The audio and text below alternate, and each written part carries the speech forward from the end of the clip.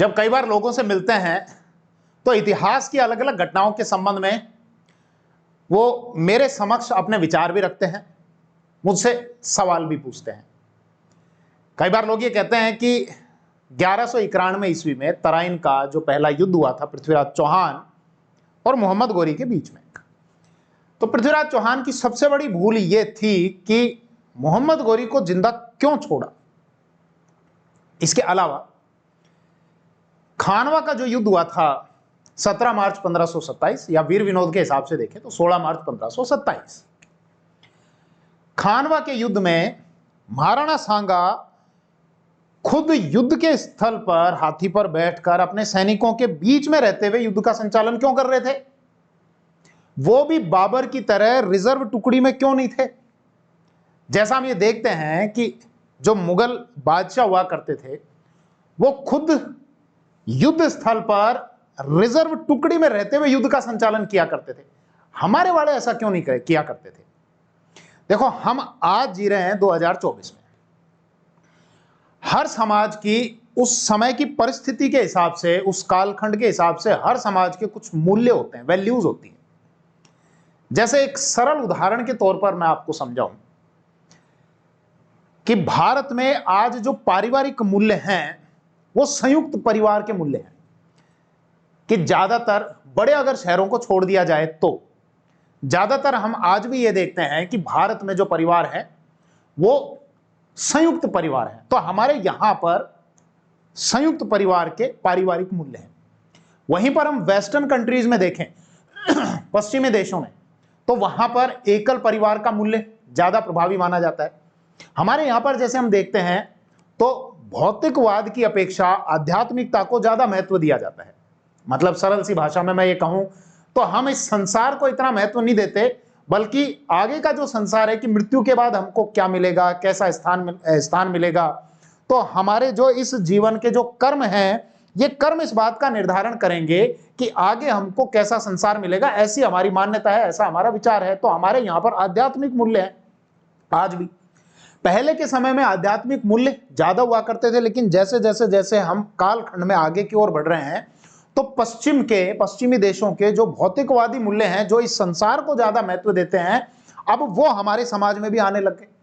मैं केवल आपको यह समझाने का प्रयास कर रहा हूं कि हर समाज के कालखंड के हिसाब से अपने अलग अलग मूल्य होते हैं। कुछ मूल्य उस समय ज्यादा प्रभावी होते हैं, लेकिन धीरे धीरे धीरे उन मूल्यों का महत्व कम होता चला जाता है और समय के बदलने के साथ दूसरे मूल्यों का प्रभाव बढ़ता चला जाता है।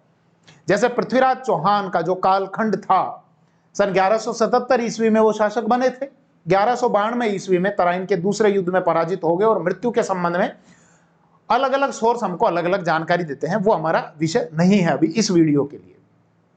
लेकिन उस कालखंड में ये मूल्य ज्यादा महत्वपूर्ण हुआ करते थे कि अगर आपके सामने कोई शत्रु है, निहत्था है, तो आप उसको जीवित छोड़ दें। मतलब आप उस पर कोई भी वार ना करें, क्योंकि वो निहत्था है और इस समय आपकी दया का पात्र है।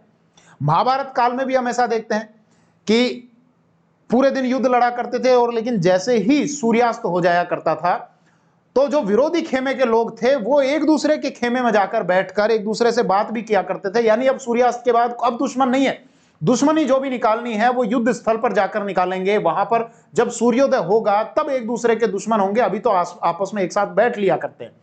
तो उस समय के अलग मूल्य हुआ करते थे। तो अगर हमको सही मायने में पृथ्वीराज चौहान ने उस समय भूल की थी या नहीं की थी, इसका सही मायने में आकलन करना है तो उस समय के जो सोर्सेज है उनके मूल्यों के आधार पर उसी तरीके से सोचते हुए विचार करना पड़ेगा।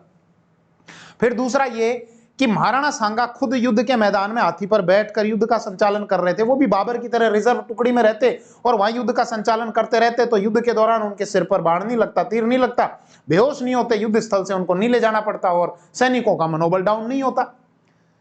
तो मूल्य ये हुआ करते थे कि राजा अपने सैनिकों से कहता था, नहीं, तुम्हारे बीच में रहकर युद्ध लड़ूंगा, तुम्हारे साथ में, मतलब वहां पर खुद उपस्थित रहूंगा ताकि तुम्हारा भी मनोबल बढ़ता रहे। यह संदेश ना जाए सैनिकों के पास में कि राजा तो देखो पीठ दिखाकर पीछे बैठा है, वहां चला गया और हमको युद्ध लड़ने के लिए हरावल दस्ते में आगे कर दिया। ऐसा नहीं होता था। लेकिन यहां पर मुगल पैटर्न में हम ये देखते हैं कि वो खुद रिजर्व टुकड़ी में रहा करते थे, युद्ध का संचालन किया करते थे। इसकी एडवांटेज भी होती थी कि राजा या बादशाह या सुल्तान आसानी से शत्रु दल का शिकार नहीं हुआ करता था। मैं एक वीडियो में डिस्कस करूंगा कि खानवा के युद्ध में महाराणा सांगा की पराजय क्यों हुई, जबकि महाराणा सांगा के पास में, जैसा बाबर लिखता है, 2,22,000 सैनिक थे उस युद्ध में। कुछ सोर्स 1,20,000 बताते हैं, कुछ सोर्स 1 लाख बताते हैं, जबकि बाबर के सैनिकों की जो संख्या है, जैसा पानीपत के युद्ध में 40-50 हजार के आसपास थी।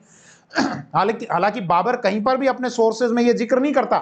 महाराणा सांगा की सेना के संबंध में तो लिखता है कि 2,22,000 सेना है, एक जगह 2,01,000 की सेना बताता है, लेकिन कहीं पर भी खुद की सेना के बारे में डिस्कस नहीं करता।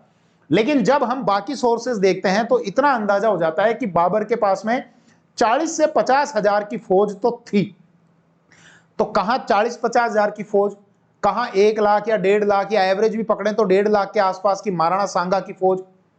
जबकि बाबर एक जगह यह लिखता है, अपनी जो दिनचर्या की डायरी थी उसमें लिखता है कि हमारे सैनिकों में इस समय बहुत भय का माहौल है, डरे हुए हैं, और वो जो मेरे मंत्री रमीर जो मुझसे वेतन लेते हैं, पैसा लेते हैं, वो भी निराशा भरी बातें कर रहे हैं। और एक ज्योतिष जो अभी काबुल से आया, मोहम्मद शरीफ, वो ये कह रहा है कि इस समय जो तारा है वो पूर्व की ओर है और हम पश्चिम से आए हैं, इसलिए हमारे फेवर में स्थितियां नहीं है। इस युद्ध में निश्चित ही पराजय होगी अगर सांगा के साथ में युद्ध लड़ा जाए।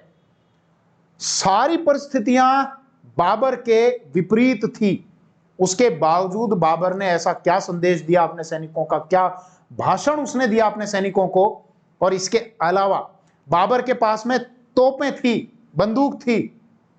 महाराणा सांगा के जो सैनिक थे वो सामने तलवार और भाले लेकर खड़े थे।